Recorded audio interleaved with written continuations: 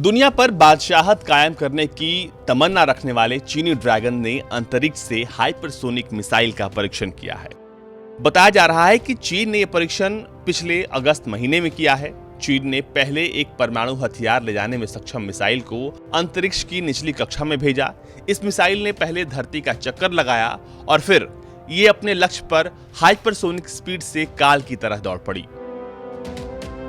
चीन की तरह अंतरिक्ष से मिसाइल दागने की क्षमता अभी किसी भी देश के पास नहीं है। ब्रिटिश अखबार फाइनेंशियल टाइम्स की रिपोर्ट के मुताबिक चीनी मिसाइल का परीक्षण पूरी तरह से सफल नहीं रहा है और यह अपने लक्ष्य से मात्र 32 किलोमीटर की दूरी पर गिर पड़ा। अखबार ने कई खुफिया सूत्रों के हवाले से बताया है कि चीन ने अपने हाइपरसोनिक ग्लाइड व्हीकल को लॉन्ग मार्च रॉकेट से भेजा था। चीन अपने परीक्षण की अक्सर घोषणा करता है, लेकिन अगस्त में हुए इस परीक्षण की घोषणा उसने नहीं की। इसे बेहद गोपनीय रखा गया।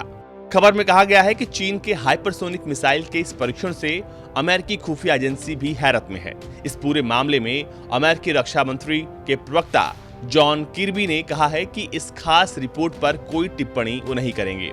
किर्बी ने इतना कहा कि हमने चीन की सैन्य क्षमताओं पर लगातार चिंता जताई है, जिससे क्षेत्र में और दुनिया के अन्य हिस्सों में केवल टेंशन बढ़ेगा। इस वजह से हम चीन को अपने लिए नंबर 1 की चुनौती मानते हैं। चीन के अलावा अमेरिका, रूस और 5 अन्य देश हाइपरसोनिक मिसाइलों पर काम कर रहे हैं। हाइपरसोनिक मिसाइलों के मामले में अभी रूस दुनिया में सबसे आगे चल रहा है। हाइपरसोनिक मिसाइलें दूसरे मिसाइलों की तरह से ही परमाणु बम ले जा सकती हैं, हालांकि उनकी स्पीड साउंड की रफ्तार से 5 गुना ज्यादा होती है।